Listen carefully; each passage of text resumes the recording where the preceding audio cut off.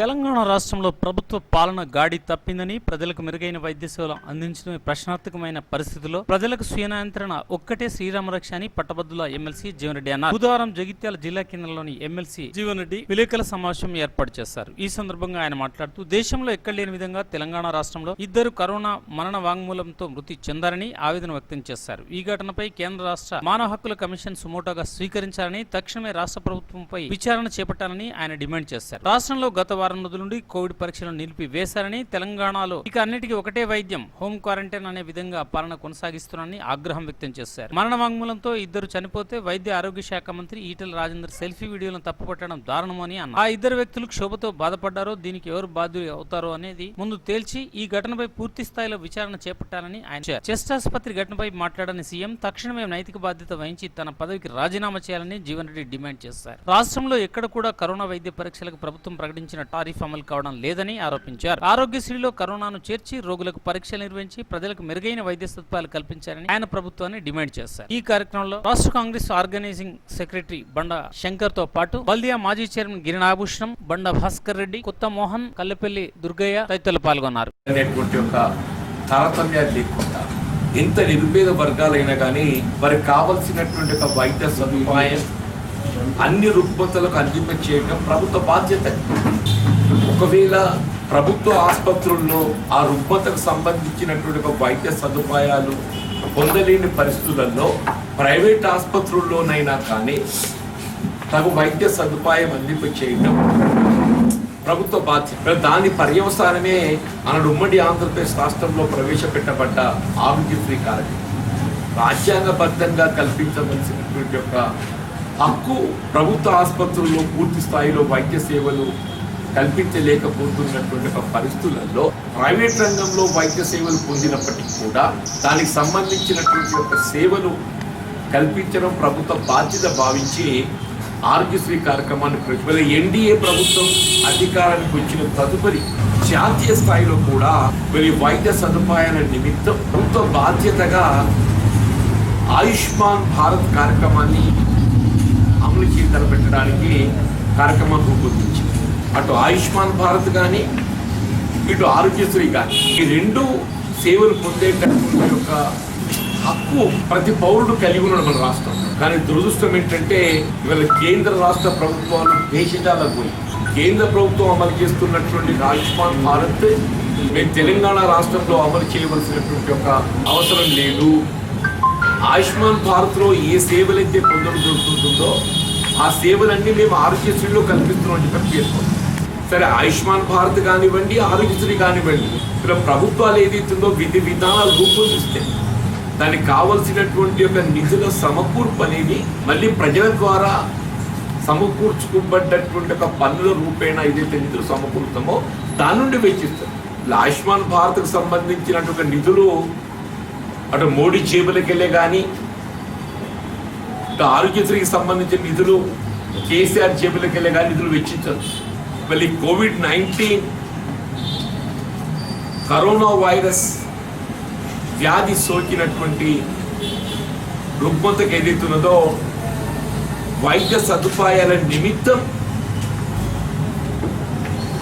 ఇప్పుడు ప్రభుత్వ పరంగా పూర్తి స్థాయి లోపల సేవలు కల్పించలేకపోవడం, ప్రైవేట్ రంగంలో సేవలు పొందాలని భావించినా కానీ అది ఆర్థికంగా భారం కావటం, నిరుపేద వర్గాలు ఏదైతుందో ఏ విధంగా ఇబ్బందులు ఎదుర్కొంటున్నారో మనం గమనిస్తున్నాం చెప్పండి. రాష్ట్ర ప్రభుత్వం ఏదైతుందో కార్పొరేట్ స్థాయిలో ప్రైవేట్ ఆసుపత్రులను ఈ కరోనా వైరస్ వ్యాధికి సంబంధించిన సేవలు అందింప చేయడానికి గుర్తించి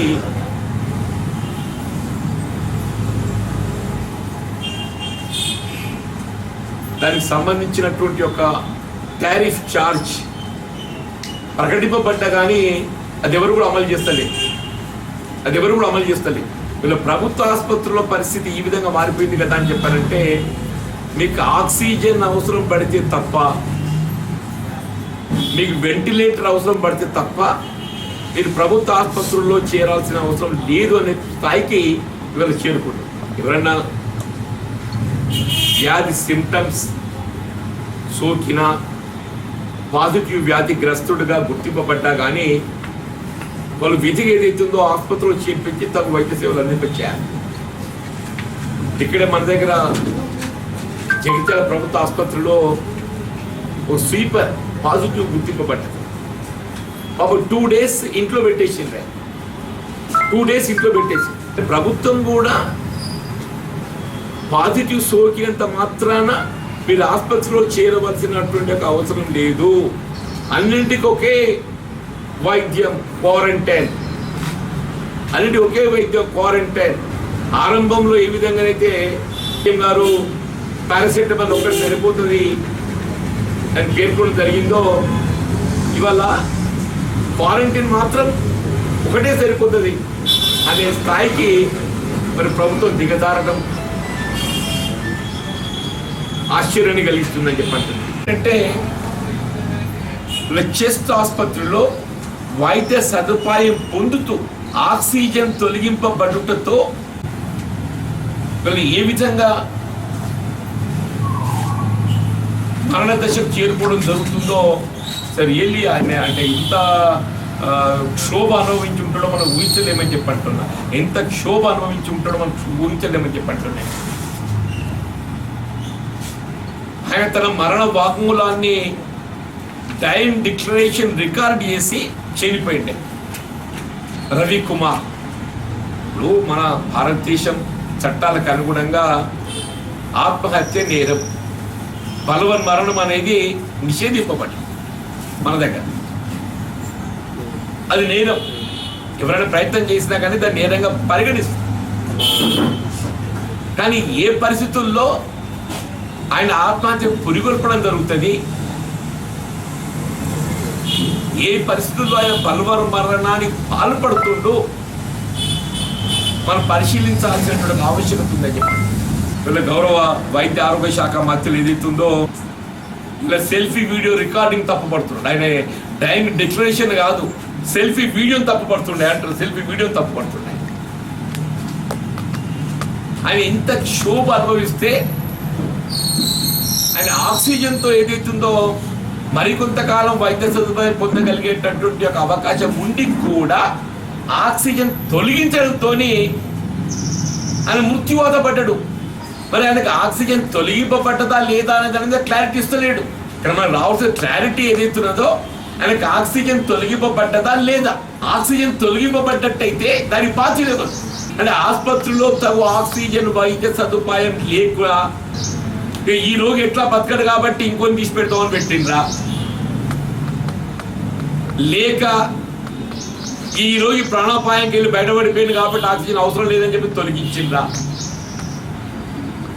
దాని మీద ఏదైతుందో విచారణ చేపట్టాలి. దానిలో విచారణ చేపట్టాలి.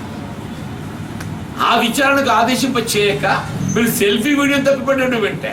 అది జరిగిన మళ్ళీ 48 గంటల్లోనే సేమ్ అదే ఆసుపత్రిలో, సేమ్ అదే చెస్ట్ ఆసుపత్రిలో సయ్యద్ వసీం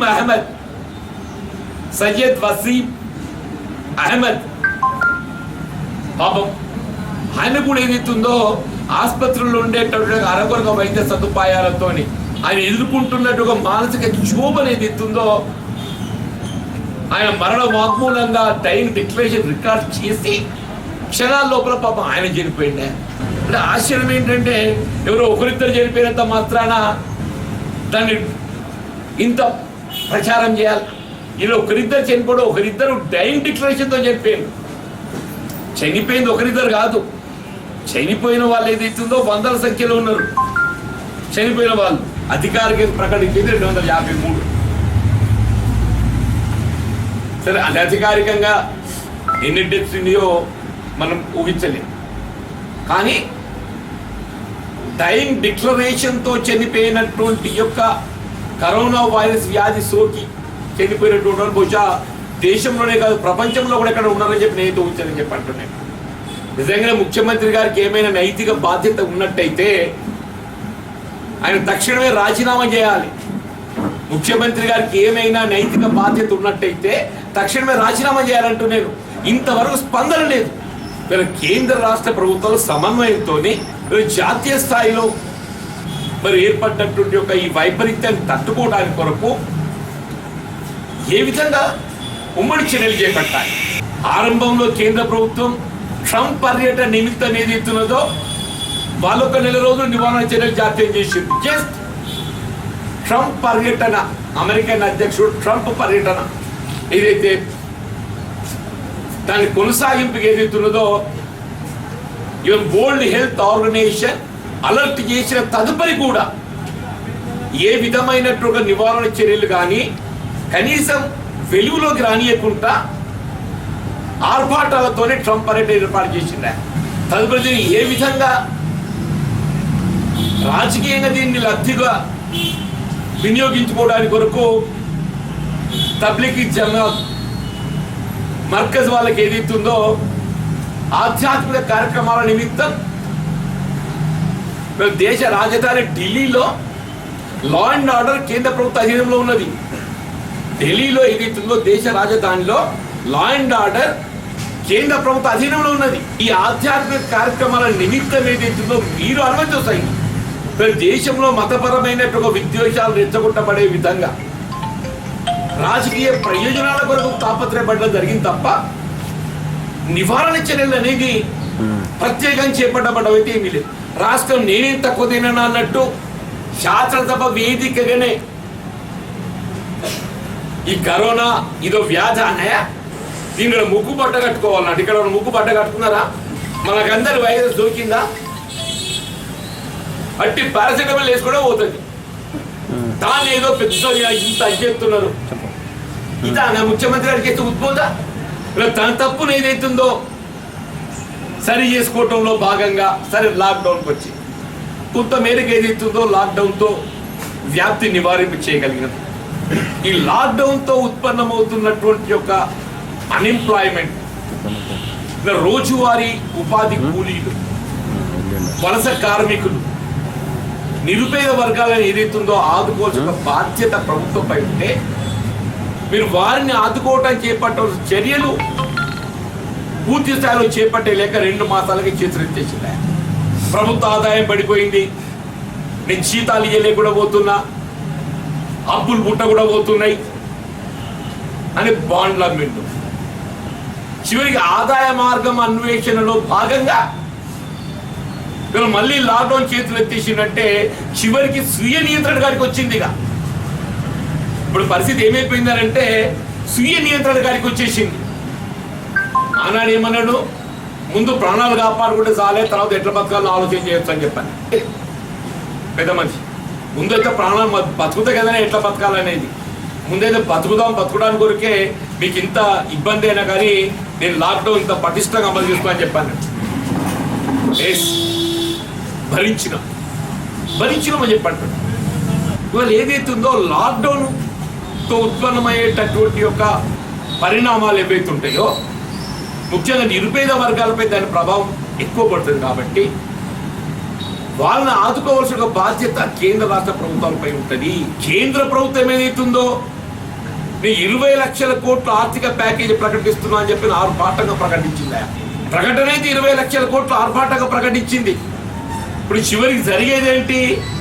ఆ రాయితీ సొమ్ము ఎట్లా రాబట్టుకోవాలని చెప్పని ఆ రాయితీ ప్రత్యక్షంగా మనకి ఏ మేర కొనుగోలుతుందో మనం చెప్పలేం. కానీ వీళ్ళు పెట్రోల్ డీజిల్ ఎక్సైజ్ డ్యూటీ పన్ను పెంపకంతో అనేది ఎత్తుందో ప్రత్యక్షంగా ప్రతి నిరుపేద వర్గాలపై ఏదైతుందో ఈ భారం పడుతుందని చెప్పి అంటున్నాం. ప్రతి నిరుపేద వర్గాలపై ఈ భారం పడుతుందని చెప్పి అంటున్నాం. ఎవరికి ఏ మేర కొనుగోలుతుందో చెప్పలేదు.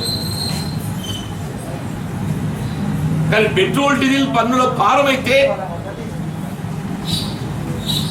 వీళ్ళు నిత్యావసర వస్తువుల పెంపుపై పడి ప్రతి కుటుంబంపై భారం పడుతుందని. నువ్వు వెనక జేబులు ఏం పెడుతున్నావు లేదో కనబడతలేదు, కానీ ముందడి జేబులకు దిక్కుకుంటుండే.